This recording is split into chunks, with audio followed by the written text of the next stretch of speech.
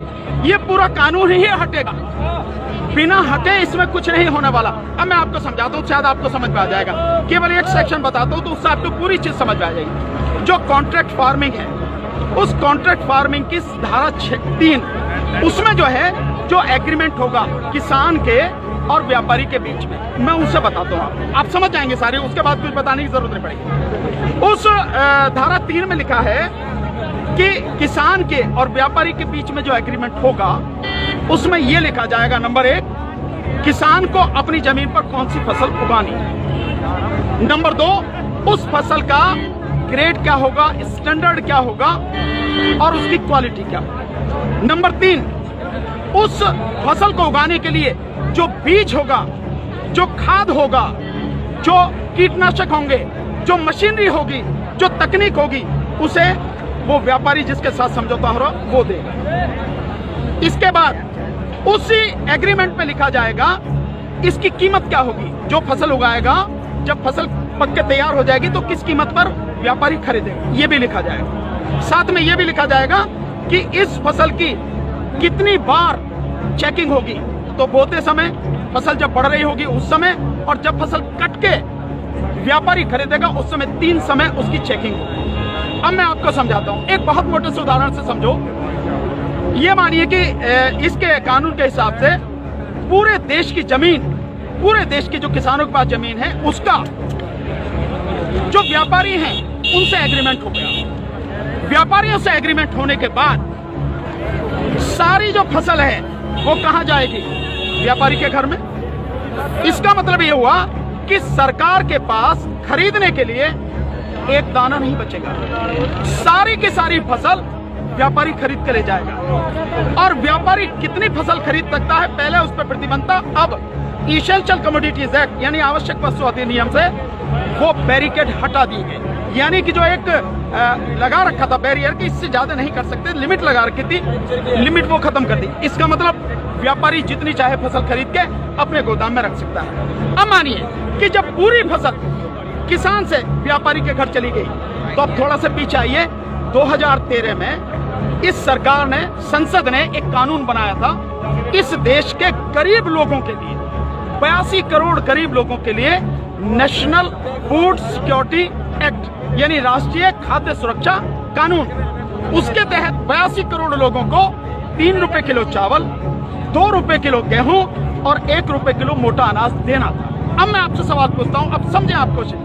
जब सारा अनाज व्यापारियों के पास चला गया, सरकार के पास कुछ नहीं है, तो सरकार इन 82 करोड़ लोगों को कहां से अनाज लाएगी, पहले तो ये बताओ। इसका मतलब जो 82 करोड़ गरीब सरकारी मदद पर निर्भर था, वो खत्म हो गया। मतलब आप कह रहे हैं कि किसानों के खिलाफ बिल है, किसानों की भलाई की बात कर रहे हैं, पर किसानों के खिलाफ लोग समझ रहे हैं नहीं, ये पूरे देश के खिलाफ है।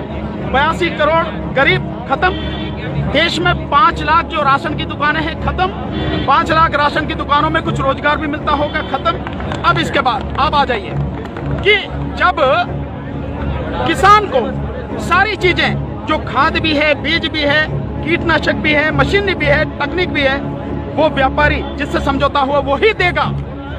तो जो व्यापारी ये काम करते हैं, कोई खाद बेचता है, कोई बीज बेचता है, कोई मशीन बेचता है, कोई जो पेस्टिसाइड बेचता है, वो व्यापारी खत्म।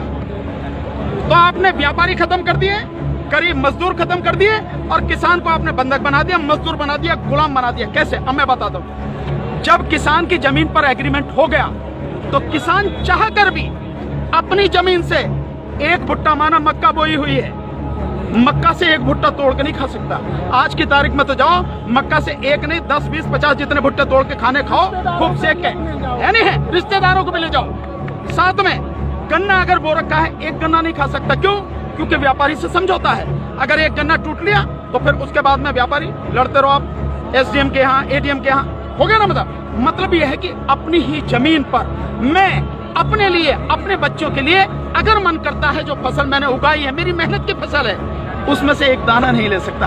ऐसे कानून का क्या करूंगा मैं? और इस कानून ने व्यापारी खत्म कर दिया, इस कानून ने मजदूर खत्म कर दिया, और साथ में जो किसान है, किसान को इतनी भी मोहलत नहीं दी गई।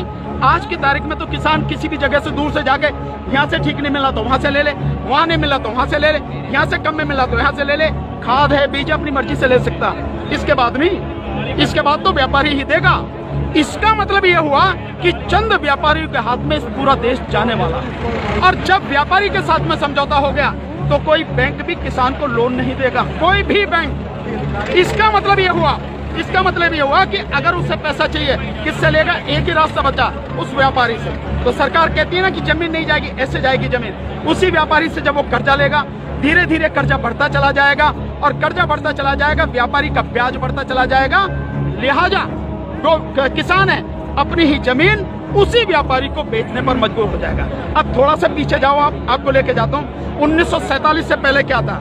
इस देश में जो साहूकार होते थे वो ऐसे ही करते थे, किसान को ब्याज दिया, और वो ब्याज क्या मतलब पैसा दिया, वो पैसे पे इतना ब्याज, ब्याज पर ब्याज, ब्याज पर ब्याज, किसान की पीढ़ियां गुजर जाती थी, कर्जा नहीं उतरता था, और सारी जमीन जो साहूकार के यहाँ पे चली जाती। मदर इंडिया, यही मदर इंडिया देखो, और नए उसमें देखो धर्मेंद्र जी की गुलामी देखो आप, और अगर पढ़ना हो तो गोदान पढ़ो मुंशी प्रेमचंद जी का। ये सारी चीजें मजदूर बन जाते हैं। बिल्कुल भाई, पहले वो अपनी ही जमीन पर बंधुआ मजदूर बनेगा, उसके बाद में अपनी ही जमीन पर गुलाम बन जाएगा। ये है इस कानून का परिणाम जो आगे तक नजर आता है। तो सरकार ये ना समझे हमें नहीं मालूम, इसलिए ये कानून पूरे देश को तबाह करने वाला। अब एक चीज और रहेगी, उसे भी बता दो।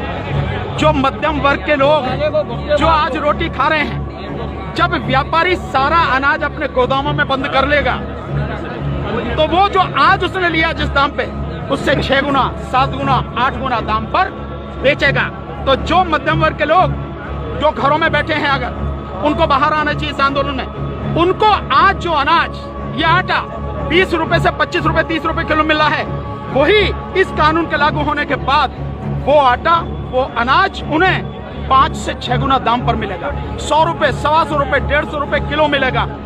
तो असर किस पे पड़ेगा?